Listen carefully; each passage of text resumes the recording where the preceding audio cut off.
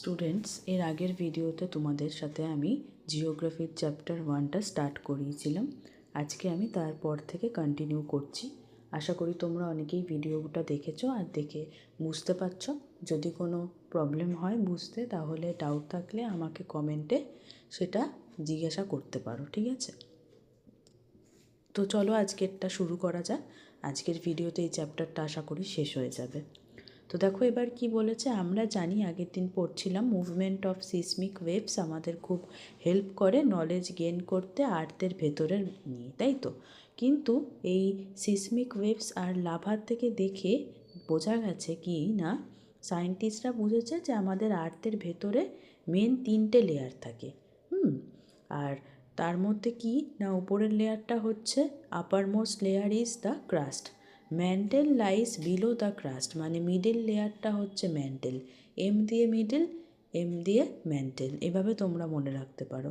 আর ভেতরটা মনে রাখবে কোর, মানে একদম যেটা ভেতরে থাকে সেটা তো কোরই থাকে না। তো এটা হলো। তো তোমাদের এরকম একটা কোয়েশ্চেন সহজেই চলে আসতে পারে, শর্ট কোয়েশ্চেন, যে what are the 3 main layers in the earth's interior. এই যে দেখো ছবিটা দিয়েছে, যে বলেছে যে আর্থস ক্রাস্টটাকে আমরা কম্পেয়ার করতে পারবো অ্যাপেলের স্কিন মানে খোসা নিয়ে, ঠিক আছে? ভেতরের যে মাংসটা, সেটা মানে মাংস মানে হচ্ছে অ্যাপেলের যে ফ্লেশটা থাকে সেইটা হচ্ছে ম্যান্টেল, আর ভেতরের একদম বীজটাকে আমরা বলতে পারি যে সেটা হলো কোর। তো দেখো যাই হোক, এসব ছাড়ো, মেন ব্যাপারে আসি। তো এই জায়গাটাতে দেখো আমি এই প্যারাটা পুরোটা আন্ডারলাইন করেছি। এই জায়গাটা কিন্তু খুবই ইম্পর্টেন্ট, এটা তোমরা একদম থরলি পড়বে, ঠিক আছে? সব কটা পয়েন্ট এখানে খুব ইম্পর্টেন্ট। তো দেখো বলেছে অ্যাভারেজ যতটা গভীর আর্থের ক্রাস্ট, সেটা হলো ওশানের তলায় 5 কিলোমিটার, আর দেশের তলায় হচ্ছে গিয়ে কন্টিনেন্ট, মহাদেশের তলায় হচ্ছে গিয়ে 60 কিলোমিটার, ঠিক আছে? আর অ্যাভারেজ করলে কত হয়? 60 + 5, 35/2 করো, ওই তোমাদের হচ্ছে 35 না, সরি 65 ÷ 2 করলে তোমাদের আসে হচ্ছে গিয়ে ওই 32.5 ওরকম অ্যাপ্রক্স আসে। এই জন্য বলেছে অ্যাভারেজ আমাদের 30 কিলোমিটার আর্থের ক্রাস্ট, এটা মনে রাখবে। বেস অফ দ্য ওশান, মানে আমাদের যে এই যে সমুদ্র না, মহাসাগর যে রয়েছে, অ্যাকচুয়ালি কী বলো তো, এই বাংলা টার্মগুলো না আমার ঠিকঠাক করে জানা নেই, তাই হতে পারে অনেক সময় আমি হয়তো কিছু একটু বাংলাটা ভুল বললাম। আমি চেষ্টা করি যতটা সম্ভব বাংলা, মানে যেমন এটা মহাসাগর, মানে একটুখানি ডাউট হয়, ঠিক আছে? তো এটা একটুখানি তোমরা বুঝে নিও, কোনো সময় যদি ভুল করে যদি ভুলও বলে ফেলি, তাহলে ওটা একটুখানি তোমরা কিছু প্লিজ মনে করো না, ঠিক আছে? তো যাই হোক, দেখো এটা হচ্ছে ওশানস, কারণ হঠাৎ মানে নর্মালি তো ওরকম হঠাৎ করে ওশানের বাংলাটা তো একটু করতে আমার প্রবলেম হয়, তাই জন্য। তো যাই হোক, এটা ছাড়ো। দেখো ওশানের তলায় মেনলি আমাদের কি পাওয়া যায় না, সিলিকন, সিলিকন আর ম্যাগনেসিয়াম। তো সিলিকন আর ম্যাগনেসিয়ামের যে ইনিশিয়াল যে লেটারগুলো, সেটা হচ্ছে সি, আর এই ম্যাগনেসিয়াম আমরা কিভাবে লিখি? Mg, তাই তো। তো ওই জন্য লেয়ারটাকে বলা হয় সীমা। তো এটা মনে রাখবে, ওশানের বেস লেয়ারটা হচ্ছে সীমা দিয়ে তৈরি হয়, মানে সিলিকন আর ম্যাগনেসিয়াম, সিলিকনের SI আর ম্যাগনেসিয়ামের Mg। এটা বলেছে তুলনামূলক ভারী। এটাতে কি থাকে, এটাও খুবই ইম্পর্টেন্ট পয়েন্ট, যে এর মধ্যে ব্যাসাল্ট রক থাকে, যেরকম ইগনিয়াস রক, আর এটার ডেন্সিটিটা মনে রাখবে 2.9 গ্রাম পার কিউবিক সেন্টিমিটার। তো এই পয়েন্টটা ভালো করে মনে রেখো। দেখো ছবিতে দেওয়া রয়েছে, সীমাটা ব্যাসাল্টিক রক দিয়ে তৈরি হয়। আর upper portion of the crust, যেটা কিনা which forms the base of the continent, মানে আমাদের বেস অফ দ্য কন্টিনেন্ট, তার মধ্যে কি থাকে? সিলিকন থাকে আর অ্যালুমিনিয়াম থাকে, ঠিক আছে? তো এটা বলা হয় কি, সিয়াল। সিয়াল হচ্ছে কি, সিলিকনের SI আর অ্যালুমিনিয়ামের AL। তো এটা হয়ে গেল আমাদের ঠিক ক্রাস্টের নিচে, যেটা ওশানের নিচে যেটা থাকে সেইটা। তো এটা মনে রাখবে। এটা কীরকম রক দিয়ে তৈরি হয়? Granite rock. এর আগেরটা পড়লাম আমরা, সীমাতে ছিল বাসাল্ট, ছবিতে যেরকম দেখতে পাচ্ছি, আর সিয়ালে হচ্ছে গ্র্যানাইট। সিয়ালটা হচ্ছে গিয়ে সীমার থেকে হালকা, এই জন্য দেখো ছবিতে উপরে রয়েছে। অ্যান্ড ইজ ডিসকন্টিনিউয়াস, মানে এটা কন্টিনিউয়াস নয় লেয়ারটা। এই লেয়ারটা is absent below the ocean, ওশানের নিচে নেই। দেখো বাঁদিকের ছবিটাতে সিয়াল হচ্ছে কন্টিনেন্টাল যে ক্রাস্টটা, আর সীমা হচ্ছে ওশানিক ক্রাস্ট। সিয়ালটা তাহলে সীমার উপরে থাকে বা ওশানিক ক্রাস্টের উপরে থাকে, হয়ে গেল। এবার দেখো বলেছে যে আমাদের আর্থের যে আউটার মোস্ট লেয়ার মানে একদম বাইরের লেয়ারটা খুবই thin. Rocks of the crust are rich in various mineral content, মানে আর্থের এই ক্রাস্টের যে পাথরগুলো সেগুলো বিভিন্ন মিনারেল কন্টেন্টে মানে থাকে। হ্যাঁ, মিনারেল আছে অনেক রকম। সয়েল তার সবার উপরে থাকে। Greater part of the crust consists of oxygen. তো এটা আমরা সবাই জানি, আমাদের আর্টসের ক্রাস্টে সবচেয়ে বেশি অ্যাভেলেবেল কী আছে? অক্সিজেন। তাই জন্যই আমরা বেঁচে রয়েছি এখনও অবধি। ঠিক আছে। আর এটা আর্থের ক্রাস্টে বিভিন্ন কেমিক্যাল কম্পাউন্ডে পাওয়া যায়। সিলিকনটা সেকেন্ড র্যাঙ্ক করে in terms of the chief constituent of the earth. মানে অক্সিজেনের পর মেন আমাদের কি আসে? সিলিকন। এবার দেখো ডান দিকে রয়েছে একটা পয়েন্ট, এটা মনে রাখবে যে ডিসকন্টিনিউটি যে এতক্ষণ পড়ছিলাম, ডিসকন্টিনিউটি কী? তো বলেছে যে যেহেতু আমাদের সিসমিক ওয়েভস বা এই আর্থকোয়েকের যে ওয়েভসগুলোর যেহেতু পরিবর্তন হয় তাদের স্পিড, তো ক্রাস্ট থেকে কোর অবধি বিভিন্ন লাইন অফ ডিসকন্টিনিউটি আছে। কারা ব্যাখ্যা করেছে এগুলো? না, জিওলজিস্ট রয়েছে। ঠিক আছে। জিওলজিস্ট মানে যারা জিওগ্রাফি নিয়ে পড়াশোনা করে, স্টাডি করে, রিসার্চ করে। By line of discontinuity, two layers composed of different elements and varied densities are differentiated. মানে দুটো লেয়ারকে আলাদা করা হয় তাদের ঘন কতটা সেটার উপর ভিত্তি করে। ঠিক আছে। তো কোনোরার ডিসকন্টিনিউটিটা কার কার মধ্যে রয়েছে? দেখো, সিয়াল আর সিমার মধ্যে রয়েছে। তো এটা কিন্তু খুবই ইম্পর্টেন্ট, এটা মনে রাখবে যে কোন লেয়ার অফ ডিসকন্টিনিউটিটা কার কার মধ্যে থাকে। এই যে দেখো, এবার এই ছবিটাতে চলে আসো। কোনোরার ডিসকন্টিনিউটি লাইন যেটা শুরুতেই রয়েছে, এটা মনে রাখো। নেক্সট দেখো বলেছে ক্রাস্টের পরে the layer lying about 2900 kilometre ভেতরে, এটাকেই বলা হয় ম্যান্টেল। এখানে টেম্পারেচার কত থাকে? 2000 থেকে 3000 ডিগ্রি সেলসিয়াস। ডেনসিটি কতটা আছে? না, 3.4 থেকে 5.6 গ্রাম পার কিউবিক সেন্টিমিটার। ঠিক আছে। তো এর মধ্যে দেখো কী কী লেয়ার আছে? না, নিকেল, ক্রোমিয়াম, ম্যাগনেসিয়াম, সিলিকন। তো এইগুলো একটু মনে রাখবে যে কী কী এখানে পাওয়া যায়, কোন কোন মেটাল। তারপর 30 থেকে 700 কিলোমিটার অবধি থাকে ক্রোমিয়াম, ফেরাস মানে আয়রন, সিলিকন আর ম্যাগনেসিয়াম। তাই জন্য এই লেয়ারটাকে বলা হয় ক্রোফেসিমা। দেখো নামটাতেই বুঝতে পারছি সব কটা মেটাল রয়েছে।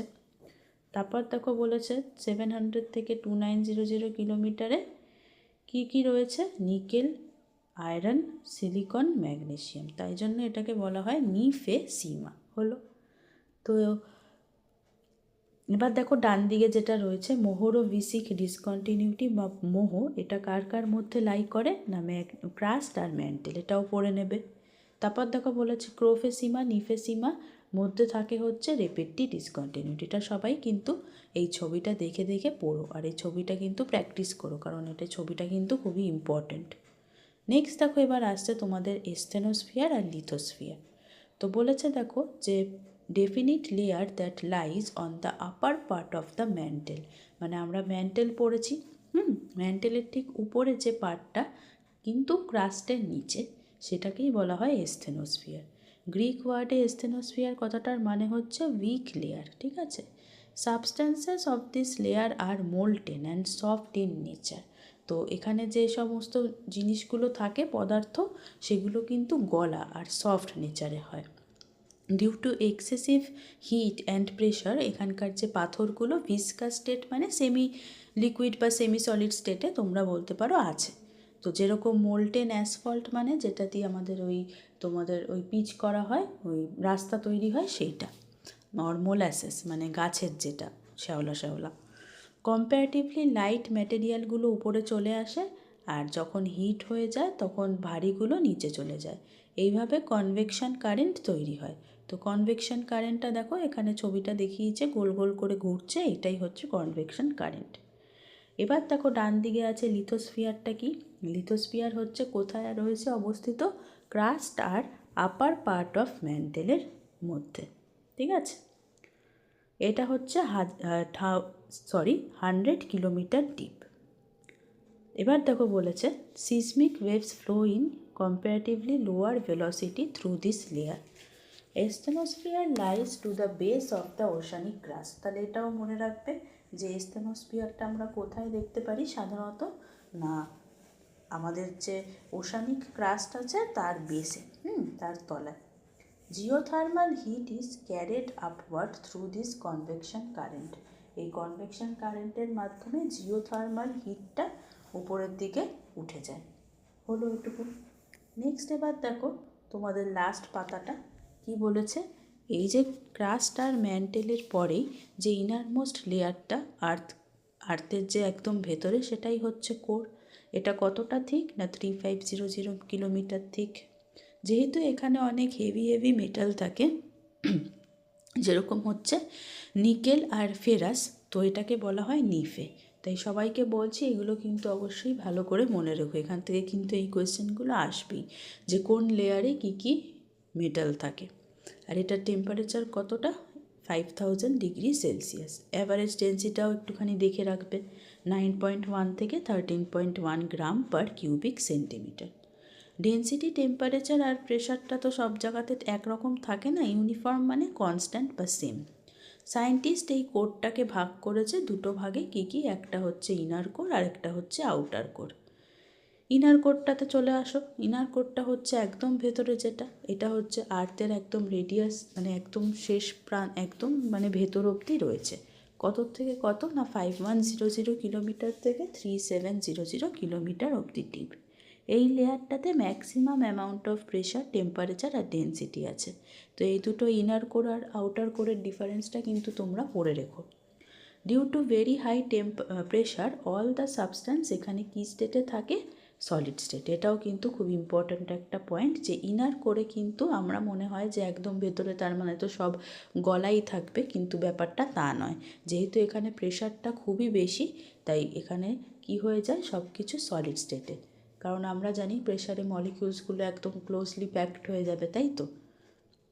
এবার আসো আউটার কোরে। তো আউটার কোরে দেখো কি বলেছে, the layer which circles the inner core, মানে ইনার কোরকে সার্কেল যে লেয়ারটা করে সেটাই হচ্ছে আউটার কোর। এটা হচ্ছে 2900 থেকে 5100 কিলোমিটার অবধি ডিপ। প্রেশার, টেম্পারেচার আর ডেন্সিটিটা এখানে কম থাকে ইনার কোরের থেকে। It rotates around the axis in semi solid state. তাহলে কি বলেছে, না আমাদের আর্থের চারপাশে ঘোরে সেমি সলিড স্টেটে। মানে পুরোপুরি এটা সলিড নয়। এর আগেরটা আমরা পড়লাম ইনার করে কীরকম ছিল, পুরোটাই সলিড ছিল, তাই তো। কিন্তু এটা কীরকম, না এটা হচ্ছে সেমি সলিড স্টেট। তারপর দেখো এই পয়েন্টটা সবাই একটু মনে রাখবে, এটা খুবই ইম্পর্ট্যান্ট একটা পয়েন্ট, যে আয়রনের যে এলিমেন্টগুলো এই লেয়ারে পাওয়া যায়, being in a viscous state, মানে সেমি লিকুইড বা সেমি সলিড বলতে পারো, এটা এখানে কি হয়, না একটা ইলেকট্রোম্যাগনেটিক ফিল্ড ফর্ম করে, মানে ইলেকট্রোম্যাগনেটিজম ফর্ম করে, যার জন্য এখানে মানে খুব হাই ভেলোসিটি। আর তাই জন্যে আমরা আর্থের যে ম্যাগনেটিজম পাই, যেটা তোমরা 7-এ পড়েছো চ্যাপ্টারটা, ওইটা এখানকার এই আউটার কোরের জন্য হয়, ইনার কোরের জন্য নয়। আর এটা কেন হয়, না এখানে আয়রন এলিমেন্টস আছে তার জন্য। আর শুধু আয়রন এলিমেন্টস আছে বলে নয়, মানে পুরোপুরি লিকুইডও না, পুরোপুরি সলিডও না, এরম স্টেটে রয়েছে। তো এখানে একটা ইলেকট্রোম্যাগনেটিক ফিল্ড জেনারেট হয়, খুব এখানে স্পিড হাইয়ের জন্য। হলো। তো এবার দেখো বলেছে তোমাদের ওই গুটেনবার্গ ডিসকন্টিনিউটি, আগের যে পেজে দেখো ছবিতে, গুটেনবার্গটা তাহলে কার কার মধ্যে আছে, এটা দেখবে ম্যান্টেল আর কোরের মধ্যে। আর ল্যাহমান যেটা লাস্ট, সেটা হচ্ছে ইনার আর আউটার কোর। মানে পরপর দেখবে, মনে রাখবে, তাহলেই হয়ে যাবে। তোমরা দেখো গুটেনবার্গটা এভাবেও মনে রাখতে পারো, ম্যান্টেল আর আপার কোর। তারপর এটা হচ্ছে মানে ইনার কোর আর আউটার কোর। আপার মানে আউটার কোরের কথা বলছি, ঠিক আছে। এবার দেখো বাঁদিকে যেটা দিয়েছে ইনার পার্ট, এটা তো তোমরা পড়লেই সব কিছুই, এটা মানে হয়ে গেছে। হ্যাঁ, এখান থেকে আর আলাদা করে কিছু বলার নেই। তাহলে তোমাদের এই চ্যাপ্টারটা ফিনিশ হয়ে গেল। আশা করি তোমরা সবাই বুঝতে পারলে। তো তোমাদের যদি ভিডিওটা ভালো লেগে থাকে বা একটু হলেও হেল্প হয়ে থাকে, তাহলে অন্তত একটা লাইক করো, বন্ধুদের সাথে একটু শেয়ার করো, আর আমাকে একটুখানি সাবস্ক্রাইব করে, মানে আমার চ্যানেলকে একটু সাবস্ক্রাইব করে একটু আমার পাশে থেকো। কারণ এই ভিডিওগুলো তোমাদের জন্যই করা। তোমরা যদি আজকে আমাকে একটু সাপোর্ট না দেখাও, তাহলে কিন্তু আমি এগোনোর মোটিভেশনটা পাবো না। আমি চেষ্টা করি তোমাদের জন্য রোজ ভিডিও দেওয়ার। আর তোমরা যদি আমার কে সাপোর্ট করো বা আমার পাশে থাকো, তাহলে আমি আরও ভালোভাবে এগোতে পারবো। তো আজকের মতন এতটুকুই রাখলাম। আবার নেক্সট ক্লাসে নতুন টপিক নিয়ে আলোচনা হবে। তোমরা সবাই ভালো করে পড়ো, ভালো থেকো, টাটা।